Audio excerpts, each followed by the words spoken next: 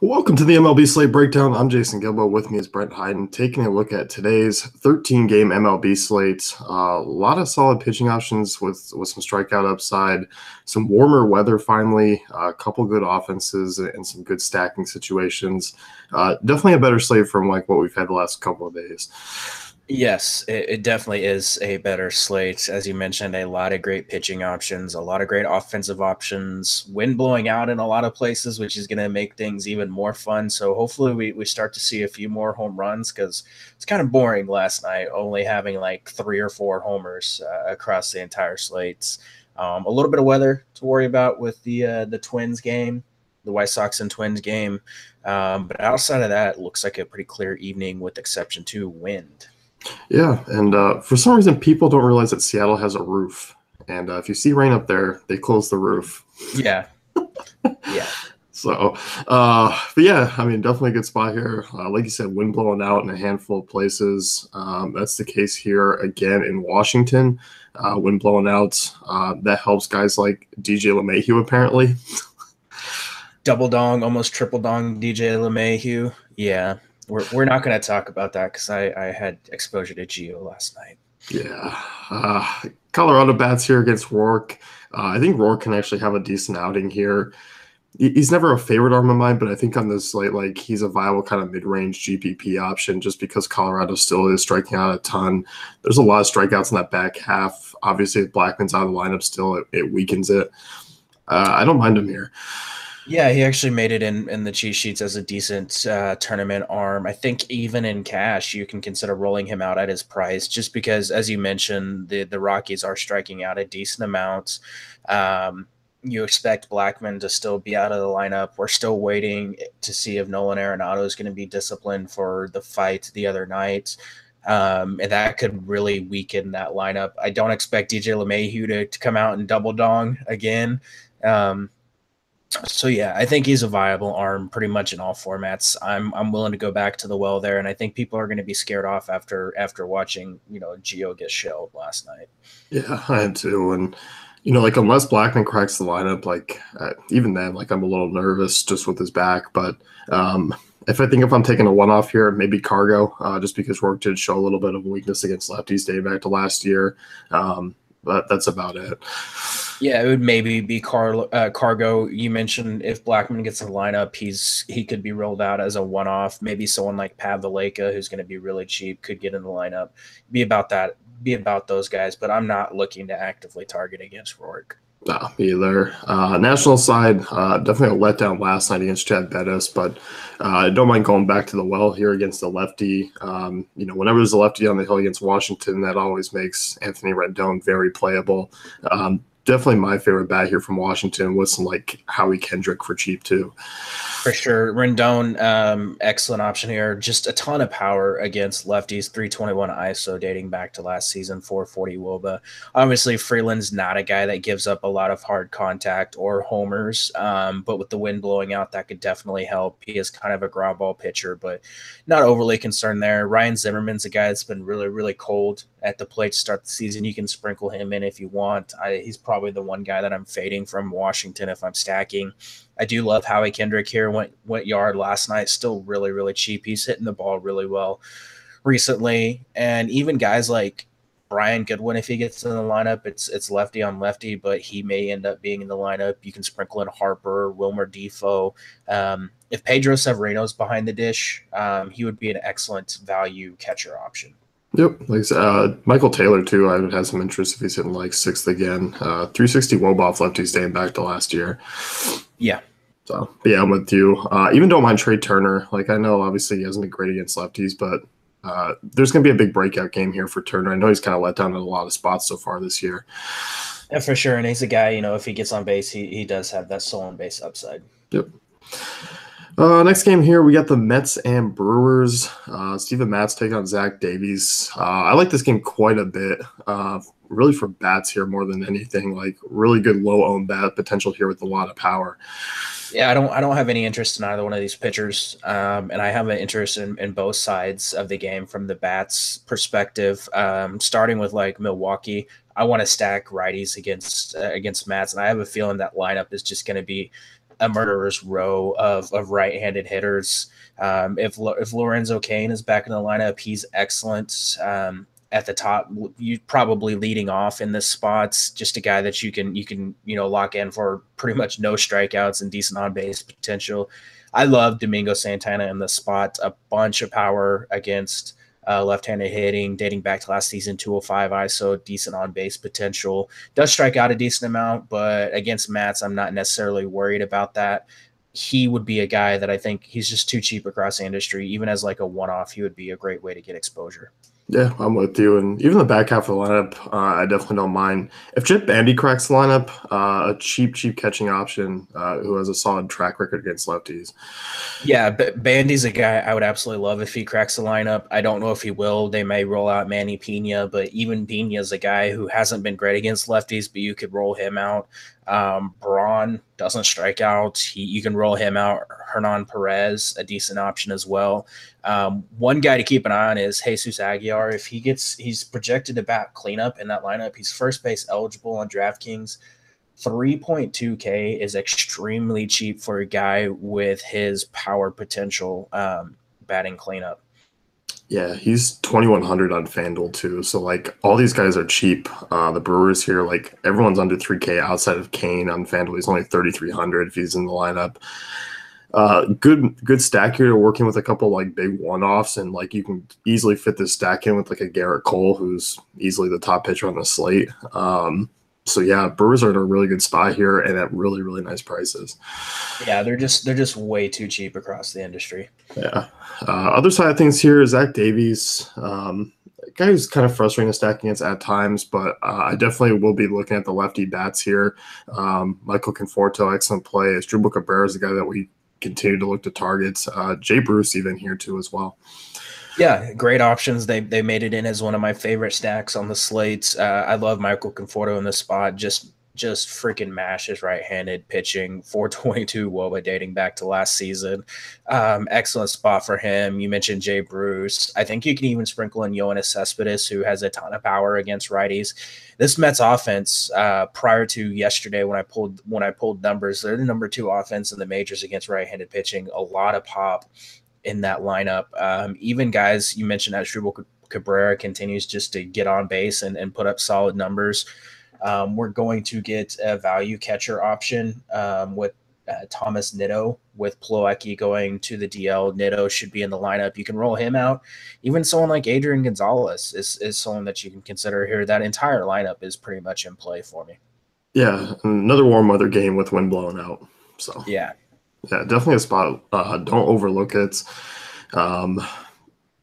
Move on here, Yankees and Tigers. Mike Fiers taking on Jordan Montgomery. A little bit of rain concern in this one. Probably just more of a delay thing than anything. I don't really see any reason for postponement, but not a weatherman once again.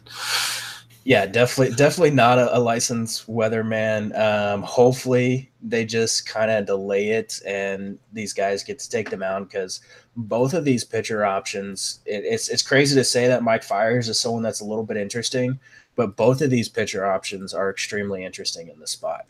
Yeah, and, we'll start with Jordan Montgomery, just ranking him a little bit higher. Obviously a good spot against, a team that, yes, they are going to load up a decent amount of right-handed bats, but these are not a lot of great right-handed bats. I mean, obviously you're going to have to watch out for guys like Cabrera and Castellanos, but James McCann, but that's kind of about it. Yeah, it's Jordan Montgomery is like my probably top 3 pitchers on the slate, price considered, just because this Tigers team is terrible. One, they strike out like 30% of the time against left-handed pitching. You do have guys like you mentioned, James McCann, Nick Castellanos, Miguel Cabrera, that are decent hitters. But if you can get around them, which is not terribly hard to do because, Miggy does strike out like 23% of the time, you can have yourself a good game. And this is going to be the first time that he faces off against the Tigers. And a lot of times these teams struggle the first time they see these pitchers. Ton of strikeout potential for Montgomery. And I do think people are going to be off of him after he was chalked against the Orioles and he got shelled. Yeah, like Tigers, they haven't showed a ton of power this season, below 100 ISO as a team. They're swinging outside the zone a ton, swinging missing a lot. Like it does bode well here for Montgomery, who's cheap on both sides and does have a ton of upside. And and also is just a huge road favorite. Yeah, that definitely helps. But my Fire's on the other side. I'm definitely intrigued here. Like, obviously, look at this Yankees team. Was attacked last night by Rick Porcello, and there would be no hit through 7 innings. Definitely always some upside here. Like there is. Like this Yankees team is going to be boom or bust. Yeah, it's always scary taking pitchers against the Yankees, but these bats continue to be chalk options with, Stanton and Judge and Sanchez, and these guys are striking out a lot. And Fires is a guy, he did give up a lot of home runs last year, but he also does have a little bit of strikeout upside, and in a matchup against a Yankees team that just kind of swings at a lot of stuff, he's at least a little bit interesting at his price. I mean, he's 6,300 over on DraftKings. He is 75 on FanDuel. I think I'd rather lean Montgomery there, but just a cheap option with some strikeout upside in this matchup. But he also has the potential to get completely rocked. Yeah, like the home runs are always what's scary. And obviously, if you're looking to chase some home runs, like you're going to be looking at some of these Yankees bats. I don't mind Gardner again leading off in the spot. I think Gregorius is obviously in play. Gary Sanchez continues to be super low owned on FanDuel. Like he's going to make like contrarian options despite being one of the best right-handed hitters. Yeah, and Fires is a guy who did give up almost 2 home runs per 9 innings to right-handed hitters last season, 1.7 to lefties. So a little more home run prone to the righties. So that means Judge, Stanton, Sanchez, excellent options. You mentioned Didi and Gardner. I mean, they are still fine options as well if you're stacking the Yankees, but I'm going to lean Sanchez and Judge and Stanton for sure. Yeah, definitely. I don't see any myself really taking one off from Detroit here. James McCann as like a one-off because he just mashes lefties. I don't care what people say about his lefty splits. He hits a lot of home runs against lefties. Yeah, and hard contacts there as well. Like everything backs it up. I don't get it. Yeah. So, Baltimore and Boston here. Eduardo Rodriguez, Chris Tillman. Because the Red Sox put up 30-plus runs against Severino, Tanaka. I forgot who even pitched last night. Sonny Gray. That means they're going to put up 2 against Tillman tonight, right? Probably. And my Sonny Gray is a fraud call came true. You were just, man, like, it was a nice peaceful pod coming into that game. And then all of a sudden I mentioned Sonny Gray and like, bam, you just switched. I have disdain for Sonny Gray. I'm sorry. Let's talk these Boston bats here first. Definitely like him. Obviously, don't expect Hanley to be in the lineup here tonight. Guy hitting the wrist. Mitch Moreland's really cheap. Expected to just slide in and hit, 4th or 5th in the order there. Boston's going to be popular. I think it's going to be like last night where obviously I really do like the front 5, but I think you can work in some of the cheaper guys too. Yeah, you and I were looking at the projected lineup before we started recording, and it's projected to have a bunch of lefties in there, which kind of makes me mad because I want righties in that lineup because Tillman gave up 2.5 homers per 9 innings to right-handed hitters last season, dating back to last season. That being said, lefties 449 WOBA allowed to them, so he's getting beat up from both sides of the plate. I think everybody in that lineup is in play. Obviously, you love the home run potential from like Betts and JD Martinez, but even guys like Eduardo Nunez, if he gets in the lineup, has a little potential to go yard here. Benintendi, Moreland, you mentioned, will be in the lineup because Hanley's not expected to play with because he got hit in the wrist. Moreland is just a really, really cheap option to get exposure to an offense that should score a lot of runs, and whichever catcher gets in the lineup is going to be an excellent value option too. Yeah, like I love all these bats here. I think guys like Devers too is going to be a little bit more contrarian, but I'm with you. Like I love Betts and JD Martinez here. It's definitely a big home run spot. Yeah, for sure. And right now it looks like Zhu Wei Lin is projected into the lineup. I don't know if he makes it over Nunez, but he's a cheap bet you can consider as well. Yep. Baltimore against Eduardo Rodriguez. I love Eduardo Rodriguez in this spot. I love the talent that he has. I might be just kind of skipping out on tonight and leaning a few other directions who have a little bit more innings under their belt, just given that Eduardo Rodriguez is, just one start in from an injury. I love the strikeout potential. I hate the risk with him. Obviously, the Orioles strike out 25.4% of the time against left-handers, but they do have a decent amount of power against them as well. You have guys like Scope and Machado that have over 200 ISOs. Scope 275, Machado 281.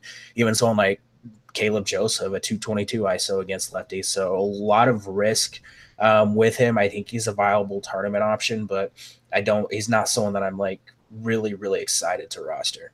Yeah, the 43% fly ball rate to righties dating back to last year, that's concerning here in this spot. As you mentioned, like there is a ton of strikeout upside. I mean, over 25% against both sides of the plate. Obviously, this is such a free swinging Baltimore team, but I could see Rodriguez like pitching well through the first time through the order, and then like he just gets into that one inning where like his start goes completely down the drain.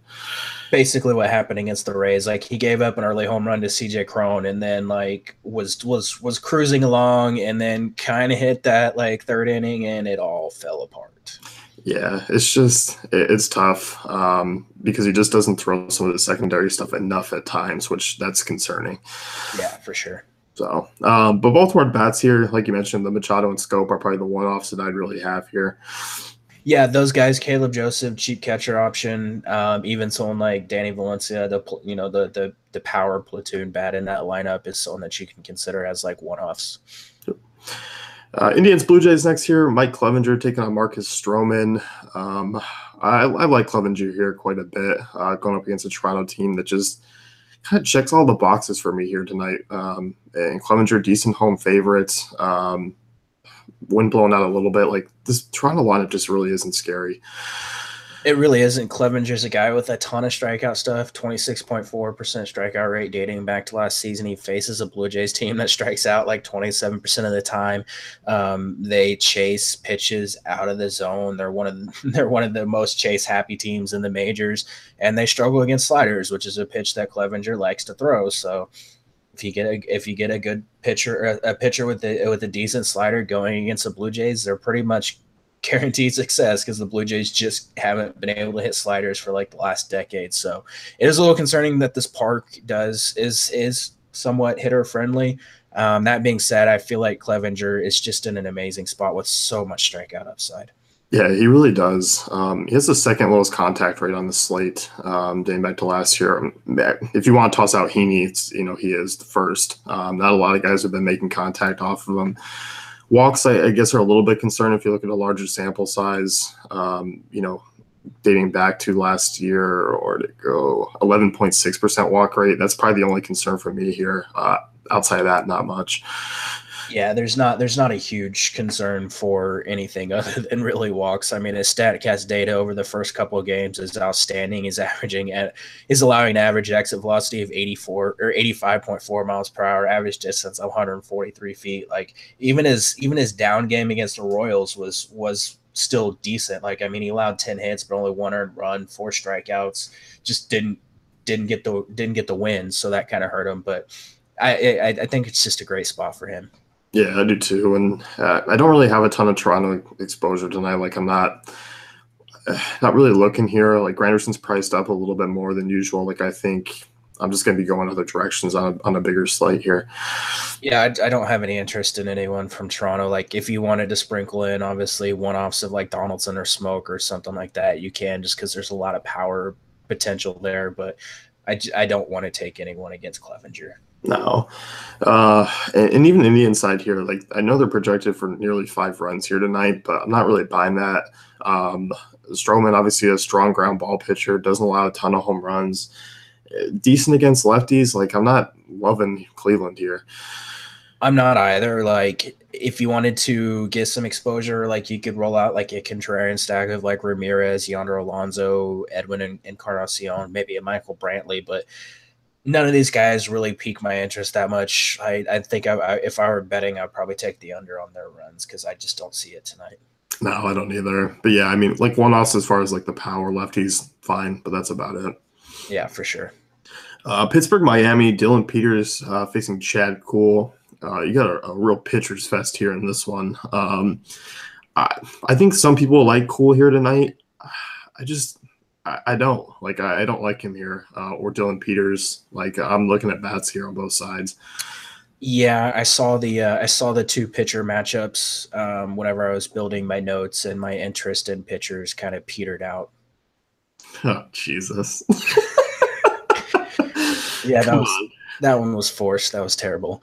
Um, I think Chad Kuhl might be a guy that people have interest in. My biggest concern is that the Marlins could roll out some lefties that could get to him, and Kuhl is a guy that has basically struggled against lefties for his entire career. So I'm not terribly interested in Kuhl here. And Peters, I continue to love the Pirates as an offense. They're proving like everyone wrong this season, and I'm just not going to take a pitcher, especially Peters, against them.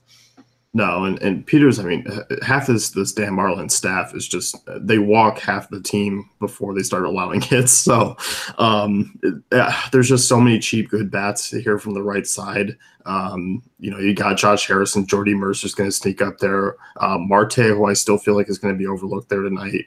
Josh Bell, even like David Free should crack the lineup. If you're looking to kind of round out that stack, and Gregory Polanco has been red hot to start the year. If you kind of think Peters can leave early, I think Polanco is a decent option. Polanco, I wouldn't even be afraid to toss in anyway. Yeah, for sure. All these bats, if they're whoever is in the lineup is excellent. I love Harrison, Freese, even Corey Dickerson. If he gets in the lineup, you can roll him out. Josh Bell, a decent power bat. Francisco Cervelli continues to just mash the ball. Like, he's been extremely hot recently. His average batted ball distance is like 200 feet, so he's hitting the ball pretty darn far. I love all these. I love all these Pirates bats. You can stack the entire lineup. Mercer would be an excellent one-off because he should get up in the two hole, and he's historically been really good against lefties. Yeah, definitely. And, you mentioned like the Marlins tossing out some lefties. Not a ton projected right now. Obviously, it's been the usual suspects. Got Dietrich leading off, Justin Bour. Justin Bour continues to be super cheap. There's a lot of cheap first base power tonight. Yeah, like I love Bour and Dietrich in the spots. They can even roll out Braxton Lee, who's a lefty that could get in the lineup.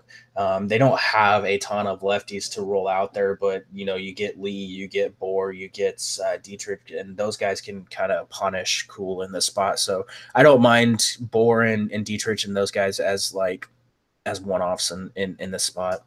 No, I don't either. Yeah, definitely no interest in the pitchers. Philly Tampa next year, Vince Velasquez taking on Jacob Faria. Two pitchers that definitely GPP worthy tonight. There's definitely some upside with the strikeouts here. I think I'm going to lean Velasquez a little bit more here just because that Phillies offense still kind of scares me. Yeah, the biggest concern for Velasquez is he's been getting hit pretty well by lefties this season. They're batting like 400 against him. He's been just so up. He's been just incredibly inconsistent throughout his entire career. He has a ton of strikeout upside, especially against this Rays team, but he's still somewhat scary. So he's a guy that I would have some tournament exposure to. But I also don't necessarily mind some Rays bats. And Faria on the other side, if they decide to load up righties against him, he's struggled against righties. A 341 WOBA allowed, 2.13 homers per nine allowed. Or no, sorry, I was looking at Velasquez. 327 WOBA allowed, 1.48 homers per nine allowed. I would be a little concerned about him if they load up righties. Yeah, with two. Even lefties, those kind of scares me because 19.6% walk rate against lefties dating back to last year. That's also concerning. You got guys who, like Santana and Hernandez leading off. Odubel Herrera, Santana and Hernandez are some patient lefties. They will not take or be afraid to take a walk. Yeah, for sure. So like I said, I mean, it kind of concerns me with those guys potentially being in the lineup. So there's strikeout potential. I mean, the Phillies striking out 28% of the time this season, so there is strikeout potential, but there's also a lot of risk with him.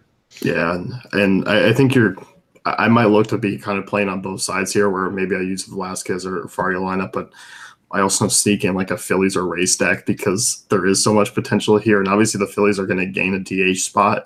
And they have a pretty deep bench. They can add some quality hitters off that bench and sneak it in, which that's also kind of scary to this already pretty strong lineup. Yeah, for sure. And I mean, any lineup that has like Rhys Hoskins in there is already pretty freaking scary. I mean, the dude has a 329 ISO dating back to last season against right-handed pitching. So there's a ton of pop there. You have Jorge Alfaro, who should be in the lineup, who's good against righties. Santana, Kingery, Nick Williams, Aaron out there. Like all these guys hit righties extremely well. Yeah, so I mean, you can definitely get some bats here. Obviously, not the greatest ballpark, but it will be a contrarian game, I think, in all aspects, bats and Phillies. You mentioned, like, I think Kiermaier is probably the most interesting here out of the lefties if you're looking to attack Velasquez. I'm not using like a Denard span here tonight. I wish Malik Smith hit higher in the order. I'd like him, but that's not the case. I actually think the most interesting bat from the Tampa Bay side of this game is going to be Joey Wendell. The dude has been hitting the ball extremely well recently. I mean, he has 4 of his last 5 games are double-digit fantasy point outings. Not striking out very much, 16.2% strikeout rate dating back to last season. It's a small sample size, but a 273 ISO, 382 WOBA. I don't mind him. Carlos Gomez hitting the ball really well too. He's another guy you can look at. You mentioned Kiermaier, Malik Smith. Both those guys are decent options too. I do like a decent amount of these bats, and you can even sprinkle in like a CJ Cron and get some exposure that way, or even like Matt Duffy.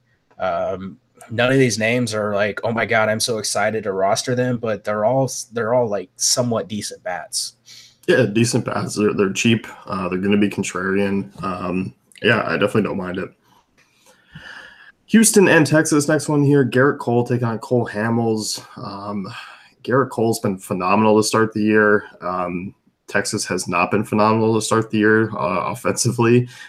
Losing Elvis Andrus really does hurt. That takes another – he was probably their 1, maybe 2 bats that doesn't strike out a lot. Yeah. I feel bad for this Texas offense. I mean, they struck out 11 times against Garrett Cole in their first matchup, and he may be able to improve on that with the lineup they're going to have to roll out. Yeah, like I know Guzman's expected to be in the lineup. This is just a team that is striking out a ton. They haven't shown a ton of power. You're adding guys like Profar in there to kind of fill out some injury voids. Like that back half of the lineup is awful. Cole's the number 1 here tonight. Like I don't see any reason to really fade him in cash. There's a ton of value to still work in the bigger bats that you want. Everything that he's done so far this season has just been tremendous. The strikeout stuff is there. That ballpark is pretty soft for pitchers as well. Yeah, I think even in tournaments, you definitely can pay up for him. I mean, the dude's shown 30-plus fantasy point upside in both of his first 2 games. He's going 7. He went 7 innings in each, 102 pitches in each, 11 strikeouts. Gave up 1 earned run against the Rangers in their first meeting. That was it. I mean, he's allowed 7 hits over 14 innings. Like, that's just insanely good. Just filthy stuff. Like, I don't really see a reason to fade him unless you're just wanting to be, like, extremely contrarian and fade ownership in this spot. Yeah, like I think on DK, like obviously you have, you can be contrarian with your SP2 and use one of those cheaper pitchers that has some upside. So you can still like Cole and some of these other high upside price pitchers for cheap. Like you can get some huge exposure and maybe a lower owned SP2 and be completely fine. Yeah, I mean, there's 12 games that are going to play tonight. You can still eat a little bit of chalk at pitcher and be contrarian somewhere else if you really, really want to. Yeah, I completely agree. I'm not taking any Texas bats here. No, I'm not either. Houston side of things here, I definitely like some of the right-handed bats off Cole Hamels. We also got Gurriel, who's back in the lineup tonight. They're going to load up basically 7-8 righties here. Yeah, Cole Hamels is in trouble. I like Carlos Correa, Altuve, Springer. You mentioned Gurriel should be back in the lineup. He's an excellent option. I hope Max Stassi makes it in the lineup because dating back. It's still a very small sample size, but against lefties, 294 ISO and a 422 WOBA. It's only 20 plate appearances, but that's still pretty solid numbers. If he makes it in the lineup, he might be like my number 1 Houston play tonight. Oh, I like that call. I mean, they have a handful of right-handed bats off the bench they could use here. Yeah, they can use all righties if they really, really wanted to. Because like the only projected lefty in the lineup is Brian McCann, and they could even toss Gaddis in if they wanted to. Yeah, I mean they could use Stassi over McCann, and then you would have all righties. Yeah, so I like the right-handed bats really 1 through 9. Like as you mentioned, like Correa is interesting. I like Springer here a lot too. Yeah, I do. I like him too. Just leading off, low strikeout rates, plenty of potential. Obviously, first at bat against Hamels to start the season was a home run for Springer, so good spot for him. Yeah. White Sox, Minnesota next here. I don't believe we still know who the Minnesota pitcher is. I don't think I've seen anything come up. I don't expect this game to play. It's brutally cold. It's projected to snow for like 6 hours later in the afternoon and into this game. I don't have any interest in anything here. Like, do you want to move on? I am pulling up the beat writer right now just to double check if anything's come out for them. No, he is posting about memorabilia and things like that. So they're not expecting this game to play. I don't have any interest in pitchers or hitters on either side of this game, regardless. So, I mean, without having a Twins pitcher to break down, it's kind of tough. So I'm just gonna say we can pass for now. Yeah, I don't expect that one to play anyway. Let's move into some of the later games. Los Angeles and Kansas City, Andrew Heaney, Jason Hamill. Windblown out here again. I like some of these Angels bats. You had the Ohtani show, but outside of that, I mean, you had Trout homer, but they were pretty quiet. I mean, I guess not really. Never mind. Take that back. I was gonna say Kinsler homered in his first at bat. So. Yeah, and Calhoun was decent. So I guess they did come around, but maybe I'm just tilting the rest of my hitters. There you go. I think you still have to look at him in this spot again, going up against Jason Hamill. Hamill's not a guy that gives up home runs. But he was like top 5 in actual runs allowed last season. He just gets beat. He just gets beat up. Like teams just BABIP him to death. So anyone in that lineup, starting with Kinsler, Trout, Upton, Pujols, Cozart, Calhoun, Simmons, Ohtani, all these guys 1 through 9 are in play. I don't expect Hamill to, again, give up home runs or anything like that, but they're just going to beat him up on the base pass. So I love all of the Angels in the spot. Obviously, Ohtani, if you want to get a one off of him, if he's in the lineup, probably one of the safer options to get exposure to, even though he's gonna bat like in the eight spot. But I mean, it's really tough to overlook Trout and Cozart and Upton and the rest of these guys too. And the thing about the 8 spot for the Angels, it's so different from every other team because you have like Andrelton Simmons, Cozart, Calhoun hitting in front. Like that's just basically another cleanup spot for Ohtani here. It pretty much is because you have disciplined hitters ahead of him. So like everyone's like, why is Ohtani batting 8th? They should bat him up. Like, no, leave him there. Like he's perfect where he's at because he can hit in the 2 or 3 guys that get on base ahead of him. Yeah, saw it last night, bases clearing triple. I mean, has huge power upside. I definitely like him here. And you mentioned like Hamill's the guy who doesn't miss a lot of bats. And this Angels team just doesn't strike out. Yeah, it's. I think it's going to be like a high scoring night for the Angels. Like I might take the over on their 5.3 runs. Yeah. Heaney against the Royals here. I was a little bit shocked with Tropiano. I just not a pitcher that I'm really high on. So it was a bit of surprising him dominate kind of the Royals like he did. I don't have a ton of interest in the Royals here. I think Heaney's obviously some talent. I was going to go to yesterday because of the slate. Today, I don't see a real need to. I don't say need to, but if you want the value, you can. I mean, the Royals are a team that does strike out a lot against left-handed pitching, almost 25%. You have guys in that lineup that strike out a lot. Like you get Chesler Cuthbert in there, and he strikes out a decent amount. Jorge Soler strikes out a lot. Drew Butera strikes out a decent amount. That being said, I think there's a couple guys that you have to worry about with like Whit Merrifield. Being in there, he hits lefties extremely well. They moved him down the lineup yesterday. I don't know if that's going to stick. I think that might end up messing with some of the chemistry in that lineup. But outside of him, like you do have to worry about Chesler Cuthbert a little bit in that cleanup spot. But there's not a lot of names that really worry me. So I think you can use him if you need the value. Yeah, he's definitely like a DKSP2 play. Yeah, for sure. But yeah, I think the only value, as you said, like that I have interest in would be Merrifield. That's probably it. Yeah, that'd be about it for me. Arizona and LA, Kenta Maeda versus Zach Greinke. This is a kind of a wash game for me. Like I don't have a ton of interest, but I kind of like some of these Arizona bats. Like I'm not a big Maeda guy. Um, and I do think there is some power options that'll be really low owned, like Goldschmidt and Pollock. Yeah, I think you can get exposure to those two guys. I don't have a lot of interest in the Diamondbacks because Maeda, like, he doesn't have a ton of strikeout potential, but it's the way that he works batters with his pitch mix that makes it really, really tough for some of these hitters. I don't mind if you want to get exposure to those guys. I honestly don't have an interest in either pitching option here. Like Greinke is a guy that you and I were talking about it in like 1-2 with the 7.56 ERA and 3 starts at Dodger Stadium. One of those games was 8 runs, so probably inflated that number just a little bit, but he hasn't looked sharp to start the season. I mean, he just got completely shelled by the Cardinals his last time out. I would have maybe a little bit of interest in some of the Dodgers bats against him. You could sprinkle in like some Bellinger and Seager and Grandal, but it's kind of one of those games where I don't have a ton of interest in either side, pitching or hitting.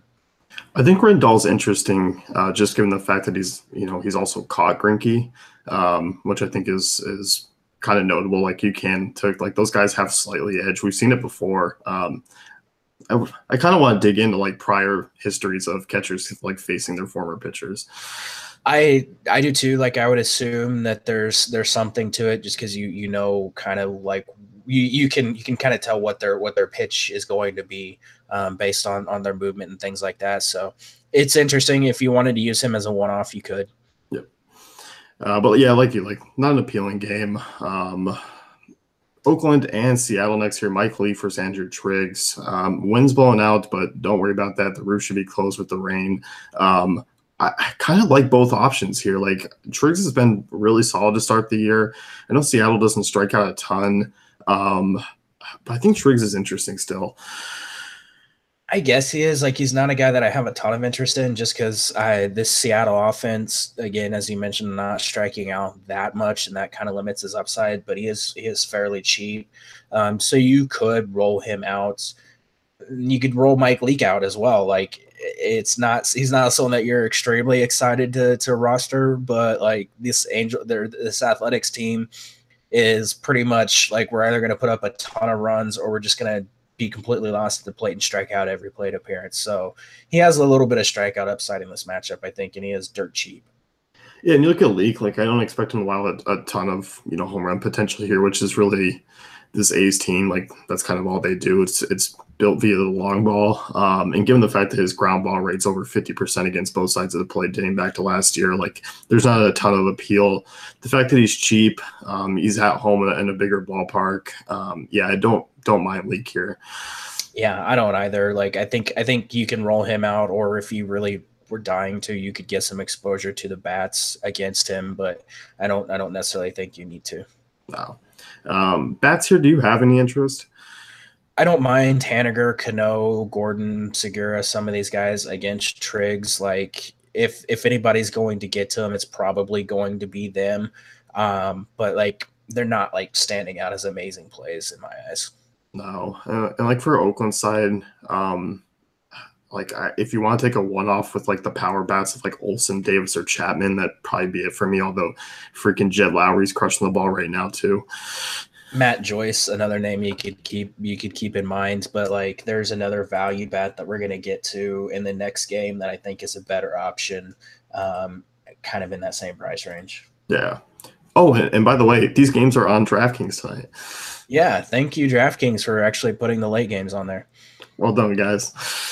Yeah, you mentioned the late game here, San Francisco, San Diego, Ty Blatch taking on Tyson Ross. All these Giants bats super cheap. Kind of been an underrated DFS lineup so far. They have. They got off to a little bit of slow starts. People were panicking, but Joe Panic actually was doing really well. So he was like, "Don't panic, guys. I got this." Sorry. I'm terrible. I'm forcing it today. It's not working for me. I love this Giants offense in the spot against Tyson Ross. Ross is a guy, like he is a ground ball pitcher. doesn't give up a ton of home runs, like 1.48 to right-handed hitters, but lefties only 1.17, but he's giving up like a 342 WOBA. Yeah, I want to get some exposure to the Giants because I think they're going to beat him up tonight. Yeah, I do too. And I don't expect Ross to really last long in this one. Walk rates in the teens against both sides of the plate. Obviously, small sample size given he's been injured, but kind of what you expect. Ross has never been a complete control guy anyway, but I love the bats here. I'll go down kind of all the way to Crawford. I think all these guys are interesting options. They're going to be super low owned given that they're in Petco. All these guys are cheap. What they think they ended up with 9 runs yesterday. Yeah, like I love Panic and Belt leading off in this spot. You mentioned all the way down the lineup. McCutcheon's not a guy that I have a ton of interest in, but if you're stacking, you can sprinkle him in. Posey, of course, a decent option just because he's very disciplined at the plate. He's been hitting the ball really well this season. Gregor Blanco towards the bottom of that lineup, excellent value option. He's projected to bat 8th. I don't know if maybe they move him up. That would be kind of cool if they did. He would be a very, very, very good cheap bat to get exposure to, and even like Brandon Crawford, someone that you can sprinkle in. Yeah, I'm kind of looking. I just wanted to check here, just in case Ross gets pulled over. I'm curious if like San Diego would bring in a lefty to try and kind of neutralize a lot of those lefties in the lineup, which would like open up Cutchin and Posey later on. But it doesn't look like they have a long relief lefty. Yeah, I don't think they do. And even if they did, like Panic and Belt do hit lefties pretty well too. So like you don't necessarily have to worry about it. And Posey hits righties just fine. So I think you're fine regardless. Yeah, I was just looking more for like Cutchin and Posey's sake just because their power does come more against lefties. Yeah, for sure. But yeah, Giants definitely a good side. Anyone on Padres pique your interest? Like Block's a guy who doesn't miss a ton of – is it Block or Blatch? I call it Bleck. So it's neither of the two. We're going to go with Ty B here. I think it's Blotch, but I say Bleck because it's kind of gross to consider him on a nightly basis. I don't mind the right-handed bats here just because he is one of the worst like swing and miss pitchers. He doesn't miss bats. That's always kind of an issue for these Padres team. Like there's some right-handed bats here who have some kind of one-off power potential. Like you expect like Perella and Villanueva and Renfroe to be in the lineup. Guys I have some one-off interest in. Yeah, those guys are fine. Obviously, Villanueva, small sample dating back to last season, but 522 ISO against lefties. A lot of that's inflated by the 3 home run game that came against lefties. But outside of him, you have Renfroe, a ton of power against left-handed pitching, 354 ISO, Perella, 258. A lot of these guys' strikeouts are going to be mitigated by the fact that Blocks doesn't have strikeout stuff. So I don't mind rolling them. Matt Caesar is projected to bat leadoff. He's a cheap bat that you can get exposure to. I still prefer Blanco on the other side of this game as a value option. But if you're stacking Padres, which would be an extremely contrarian stack, I would definitely do like Caesar, Perella, Renfroe, and Villanueva. Yep, I agree with you. Home run calls for tonight? I'm going back to JD Martinez. Okay. And I am going to go with, and the second one's kind of tough. There's a lot of options. There are a ton of options. Max Stassi. Oh, man. Do you want a backup one just in case he doesn't crack the lineup? Yeah, I'll go with Domingo Santana. Well, I'm basically going to stay within the same teams. I'm going to go Mookie Betts there for Boston. And with the Brewers, I'm going to go Hernan Perez. I dig it. So that's it for us. Hit our dayfantasycafe.com. Check out articles, tools, content, everything good there. Be sure to keep an eye on weather. There are a couple games. Just stay on top of it. Yeah, for sure. That's it for us. We'll be back Monday. Good luck.